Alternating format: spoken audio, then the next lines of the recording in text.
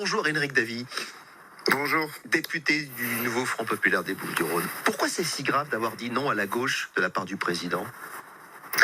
Je pense qu'il y a deux points saillants. La première, c'est qu'il ne respecte pas l'esprit de la Constitution. Normalement, il y a des élections législatives et ensuite on nomme le Premier ministre dans la couleur de la coalition qui est arrivée en tête. Et la coalition qui est arrivée en tête, c'est sans aucun doute, c'est le nouveau Front Populaire. Ensuite, il y a la possibilité, effectivement, des autres forces politiques de censurer ce gouvernement. Mais on ne doit pas utiliser, en fait, les choix des autres forces politiques, etc. Le président n'a pas la prérogative de choisir réellement, en fait, la coalition qui va gouverner.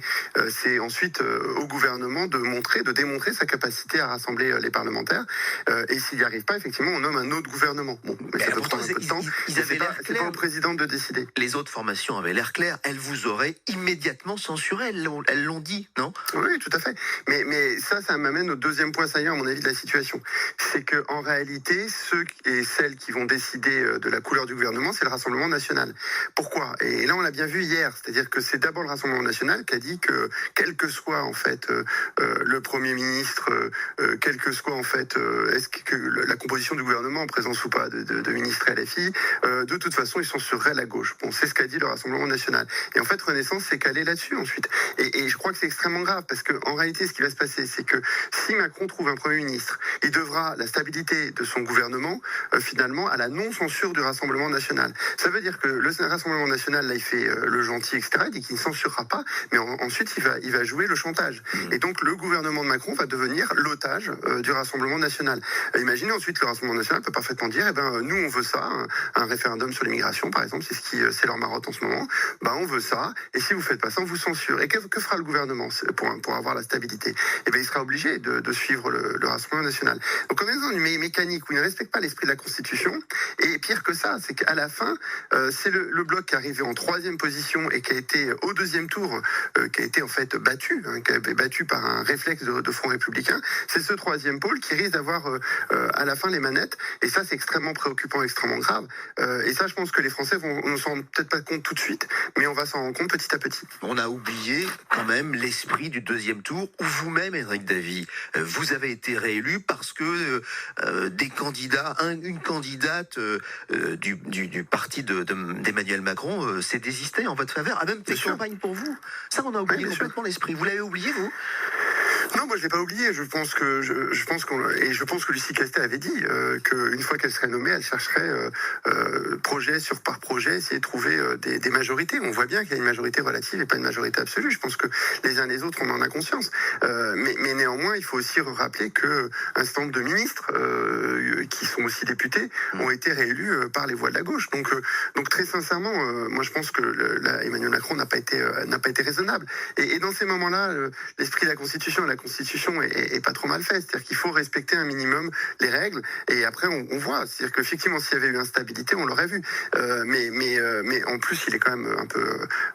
c'est quand même de sa part de parler d'instabilité, alors que c'est lui qui a fait le choix de la dissolution.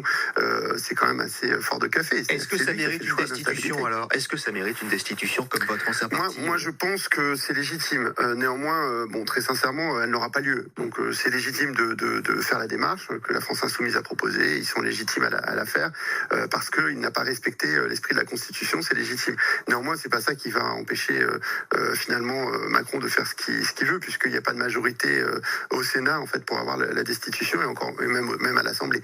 Donc, moi, je pense que la seule façon d'obtenir quelque chose, c'est que maintenant que la mobilisation soit une mobilisation sociale dans la rue et dans les entreprises.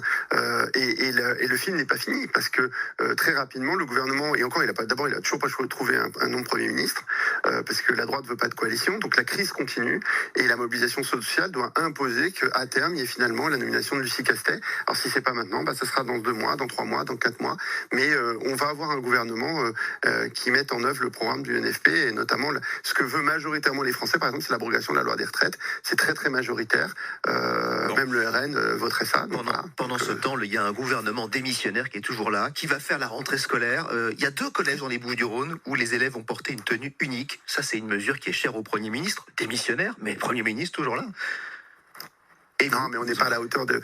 Non, mais très sincèrement, cette histoire de tenue unique, on n'est pas. Moi, j'avais fait faire un débat avec des enfants sur la tenue unique parce que c'était une proposition du Rassemblement national et je m'étais retrouvé en classe à faire une présentation de ce qu'est le rôle du député et ils essayaient de comprendre c'est quoi faire des lois et je leur ai dit tenez par exemple la tenue unique, vous en pensez quoi et on a fait débattre des enfants de CM1 et CM2 de ça et très majoritairement ils étaient contre et c'était très intéressant le débat et la discussion qu'il y avait eu et en fait les enfants avaient bien posé les termes du débat. Bon, très sincèrement, on manque de profs. Les profs sont de plus en plus précaires. On est obligé de faire des recrutements complètement hallucinants pour essayer de résoudre cette précarité. Bon.